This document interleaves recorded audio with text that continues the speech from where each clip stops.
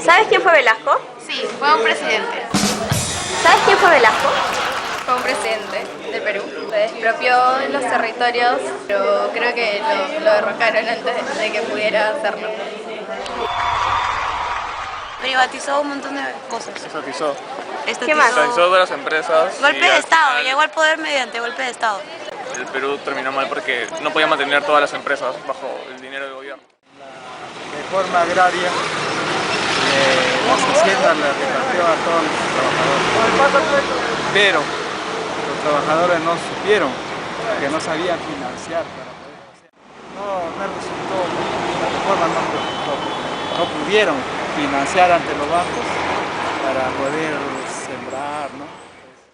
El golpe de Estado de la madrugada del 3 de octubre de 1968, encabezado por Juan Velasco Alvarado, se dio en circunstancias de incertidumbre política, social, económica y moral en que se debatía el Perú, donde se inducía que las Fuerzas Armadas era la única entidad capaz de asumir un rol de salvador y revertir el caos.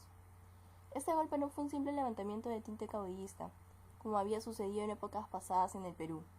Su dimensión era institucional e involucró en su propio conjunto a la Fuerza Armada como ente corporativo, denominando su propio régimen como Gobierno Institucional de la Fuerza Armada.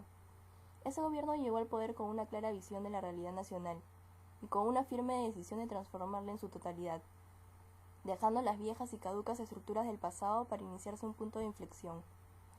El gobierno se caracterizó en que por un lado sus miembros no pertenecían a la aristocracia, sino a la clase media y a la pequeña burguesía, y por otro lado el gabinete estaba conformado solo con elementos militares, lo cual permitió consolidar el mandato militar. Este golpe de Estado se da porque el actual gobierno no había cumplido con sus promesas de reformas estructurales, progresistas y antioligárquicas, pero también se cree que el detonante fue la pérdida de la página 11. La página 11 era parte del contrato que fijaba las condiciones de compraventa del crudo, en la brea de Pariñas, entre la empresa petrolera Fiscal y la compañía norteamericana International Petroleum Company.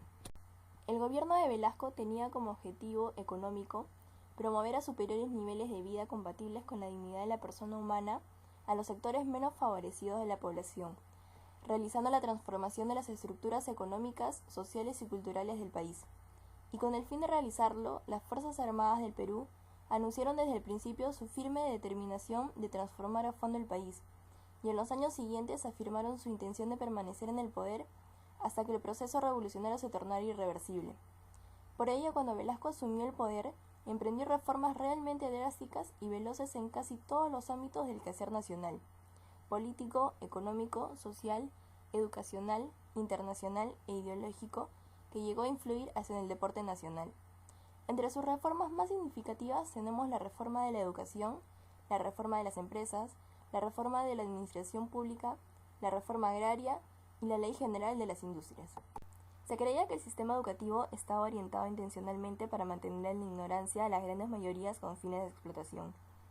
Tenía además, con una excesiva burocracia y magisterio politizado, un muy bajo rendimiento en relación con las altas inversiones efectuadas en un sistema poco flexible y que no tomaba en cuenta la realidad nacional. El objetivo de Velasco en esa reforma era crear un sistema educativo al servicio de toda la población que garantice la formación integral del hombre. Por ello transformó la estructura de la educación creando un sistema que buscaba exaltar la dignidad del hombre y reconocer el derecho a la educación de todas las personas sin discriminación alguna. Buscó también orientar la educación hacia el trabajo considerado como medio de lograr la plena realización del hombre, lograr la participación de todos los sectores de la comunidad nacional, establecer un nuevo sistema educativo, educación inicial, básica y superior, ser flexible para adecuarse a las necesidades de los educandos de las diversas regiones y zonas del país, integrar la universidad en un sistema autónomo y, finalmente, organizar un museo de la cultura que ponga las diversas expresiones de la cultura al alcance de las mayorías. En la reforma de empresas, Velasco tenía como objetivo lograr una estructura empresarial que otorga al trabajador participación en la gestión, utilidad y propiedad de la empresa. Con el fin de lograr su objetivo, el 30 de abril de 1974, se dio la Ley de Empresas de Propiedad Social, la cual decía en primer lugar que los principios sobre los cuales se asentaban las empresas eran participación plena, solidaridad, propiedad social de la empresa, acumulación social y exportación permanente. En segundo lugar, decía que las empresas pertenecían al conjunto de trabajadores que integraban el sector de propiedad social. Y finalmente, que la gestión de las empresas correspondía al conjunto de trabajadores constituidos en Asamblea General. Con eso se alcanzó un mecanismo de equilibrio entre comunidades de diferente rentabilidad y promoción, y generaron estímulo a las empresas de propiedad social. Otra principal reforma del gobierno de Velasco fue la reforma de administración pública, la cual buscaba una estructura dinámica y eficiente para una mejor acción de gobierno y un efectivo servicio a la sociedad. Como acciones tomadas se tuvieron el decreto de la Ley de Bases de la Administración Pública, la sectorización en forma planificada y progresiva de las actividades del Estado. Se establecieron sistemas adecuados de carrera administrativa, de selección, de evaluación, de clasificación de cargos y calificación del personal. Se formularon políticas apropiadas de remuneraciones, de seguridad social y de bienestar de servicio público. Se simplificaron procedimientos administrativos y formularon los correspondientes manuales y guías para uso del ciudadano. Se racionalizaron y modernizaron los sistemas de información y estadística. Y finalmente se reformó la administración municipal, adecuándola a los cambios estructurales de la Revolución Peruana. Otra de sus reformas más conocidas fue la reforma agraria. Antes de realizar la reforma agraria, en el país se creía tener una injusta e ineficaz estructura agraria que permitía la concentración de la riqueza y el poder en pocas manos que en su mayoría eran extranjeras. 2% de la población posee el 90% de la tierra laboral. Esta reforma tenía como objetivo la transformación de la estructura agraria para alcanzar lo antes posible un régimen justo y eficaz, basado en el principio de que la tierra es de quien la trabaja. Esta medida, que fue decretada el 24 de junio de 1969, fue la más radical, pues ordenó la inmediata ocupación de las grandes haciendas azucareras de la costa norte. Distribuyó a 340.000 familias 10 millones de hectáreas de latifundios.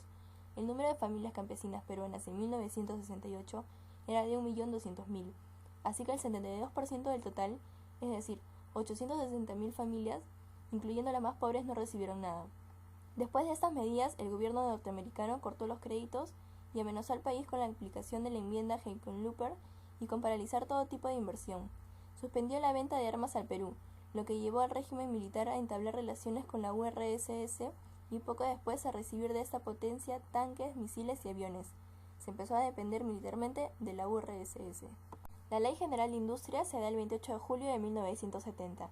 Con esta ley se declaró de preferente interés nacional el desarrollo industrial permanente y autosostenido, esencial para garantizar la efectiva independencia económica del país.